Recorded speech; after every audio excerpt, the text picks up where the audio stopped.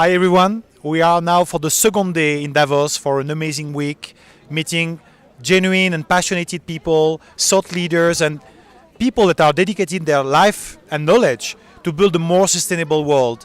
I am now with the chief scientist, Rebecca Shaw from WWF. She was speaking at CNBC panel with John Kerry yesterday, and she shared insights on the current situation we are living with the oceans and what is at stake. How can we build a more sustainable world? Starts now. So, Rebecca, very happy to have you here. How does it feel to be in Davos? I'm so happy to be in Davos, and thank you very much for the opportunity to speak with you today. Well, it's our great pleasure.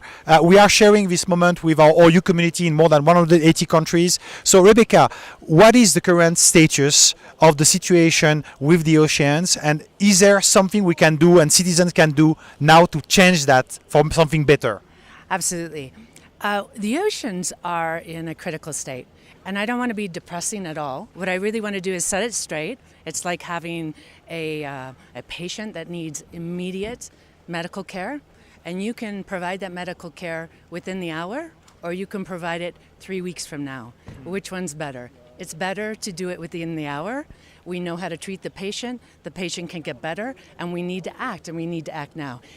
Really critical, 3 things we need to do for the oceans. We need to act on climate change. The oceans can't survive a warming planet above 1.5. We will lose the coral reefs, and we will have acidity increases in the oceans that will eliminate much of the wildlife, much of the seafood. We need to act on climate change. Second thing is, we really need to act on making sure that fisheries are sustainable. We can do that. We know how to do that. We have the tools, we have the technological tools. We know how to do that through policy. We just need to make it happen. And so the third thing would be for every citizen to make sure that your leaders are acting.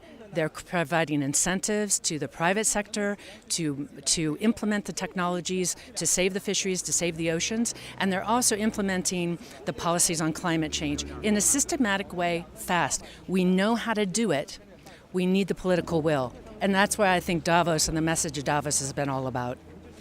Rebecca, we see that we are getting more and more traction on data, collecting data and information that are proving that we have an urgency to do something. That's right. The question will be how can we make that happen for the private sector as well to embrace that movement and to bring capital and funding to the researchers and the developers and the people that are social entrepreneurs that want to bring solutions. Is there a bridge we could, facilitate to make, more funding, supporting, cleaning the oceans and making it more sustainable? Yes. So there are a number of things we're working on for the oceans. We are making sure that the data we do have is collected into one place so that we can analyze it in ways that really help us act and act now. We're also identifying other types of data we need to bring to bear. And it's amazing how many different types of people and institutions have data. We are in an era where we can do so much more if we have data in one place. We need to increase data sharing. We need to collect the right data in the future. And we need to work with the right kinds of institutions that know how to analyze that data in real time with real types of satellite sensing to deliver responses to the questions we're asking about how to save the oceans. So a lot of conversations we're having here at Davos about the use of data and how we secure data into the future for the global commons. What we have seen since the Paris Agreement was, an awareness from a government standpoint and decision leaders to move and to act. What happened in Poland was a continuation of that, COP, and we feel the energy is still alive. What's your vision? What's your hope? And can we make it happen? We absolutely can make it happen. And while we have seen some backsliding in certain parts of the globe and with certain governments, not really living up to the aspirations of the climate agreement or to the Ocean Action Agenda or the SDGs, the energy from the ground up is there. It's there, and we have leadership from all over the world, from countries and communities to act on behalf of the oceans and the environment in ways we haven't done before. And also the private sector is leading in ways we haven't seen before. So at the same time we're seeing this increasing rate of degradation of the environment in the ocean, we're also seeing this in response, this increasing interest in acting and implementing in ways we haven't seen before. So I'm incredibly optimistic about what we can do. And I think people out there, as as citizens, you can really be asking your leaders to do the right thing by the environment, to do the right thing for you and your children for the environment, and make choices in your life that help support the sustainability of the earth in the long term for all of us. Rebecca, when we listen to you, we feel the energy and the passion. Where does it come from? Where is the trigger that has moved you to dedicate your life and support to like awareness and research to make that world more sustainable? Where does it come from? Lots of motivations. I do have a son. He's 18 years old. And like anybody who has children, we want to leave a better planet. That is motivation, primary motivation. Secondly, though, I am just so incredibly energized by the kind of actions we're seeing by today's youth across the planet. We are seeing leadership like I have never seen before by people who are younger than I've ever seen, understanding these complex issues and taking action in their communities, and then taking that community action to a bigger scale. And lots of technologies have enabled that like we've never had before. And I think it's amazing. So if you think your voice doesn't matter, it absolutely matters. What you do in your community has global significance like never before. And I would say understand that and start taking action now and move, because you can make the difference that we couldn't have made 20 years ago.